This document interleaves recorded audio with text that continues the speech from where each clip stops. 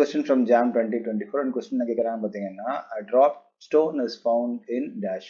Okay, so அவங்க என்ன கேட்டிருக்காங்க அப்படின்னா கொஸ்டின்ல ஒரு டைப் ஆஃப் செடிமெண்டரி டெபாசிட் கொடுத்துருக்காங்க அண்ட் அந்த டைப் ஆஃப் செடிமெண்டரி டெபாசிட் கீழே இருக்கக்கூடிய ஸ்ட்ராட்டிகிராஃபிக் சீக்வன்ஸ்ல எங்க எதிர்பார்க்கலாம் அப்படின்னு கேட்டிருக்காங்க. ஓகேவா, ஸோ ஃபர்ஸ்ட் நம்ம ட்ராப் ஸ்டோன் என்ன தெரிஞ்சுக்கணும். ஸோ ஆக்சுவலாக ட்ராப் ஸ்டோன் அப்படிங்கிறது என்ன அப்படின்னா, பொதுவாக கிளேஷியல் அப்படிங்கிறதுக்கு எந்த ஒரு பேஸ் லெவல் ஆஃப் எரோஷனும் கிடையாது. ரைட்டாக படிச்சிருக்கோம் சொல்லியிருப்போம்.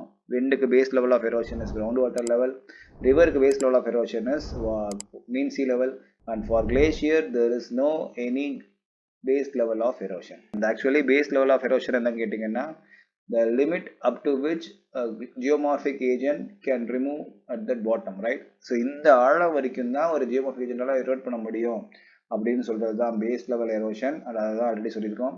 And for glacier there is no any base level of erosion. ஓகேவா, so depends on the load, that is weight of the glacier, it can erode up to what depth it want. ஓகேவா, so எவ்வளோ ஆழம் வேணாலும் கிளேஷியரால் erode பண்ண முடியும், right?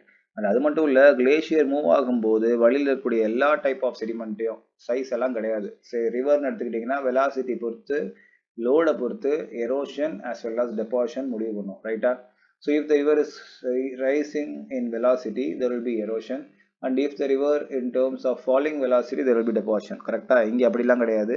அது move ஆச்சுன்னா பாதியில் எல்லாத்தையும் எடுத்துகிட்டு போகும் by bottom load or middle load or even sometime சைடில் உடஞ்சி உள்ள விடுறத டாப் லோடாகவும் கொண்டு போகும். ஓகேவா, அதனால தான் சொல்லுவோம் ஒரு கிளேஷியர் அப்படிங்கிறது புவர்லி சார்ட்டட் செடிமெண்ட்ஸ், அது புவர்லி சார்ட்டட் டெபாசிட்ஸை பொதுவாகவே உருவாக்கும். கரெக்டாக, ஸோ அந்த மாதிரி எல்லா சைஸ் செடிமெண்ட்ஸும் அது கொண்டு போகும்போது என்ன ஆகும் அப்படின்னா, அது பேஸ் லெவல் கிடையாது. எங்கே ஒரு art temperature to stay as glacier இருக்கோ அங்கெல்லாம் கிளேஷியராகவே இருக்கும். அது டெம்பரேச்சர் மாறும்போது மெல்ட்டிங் நடக்கிறதுக்கான வாய்ப்பு இருக்குது, ரைட்டா?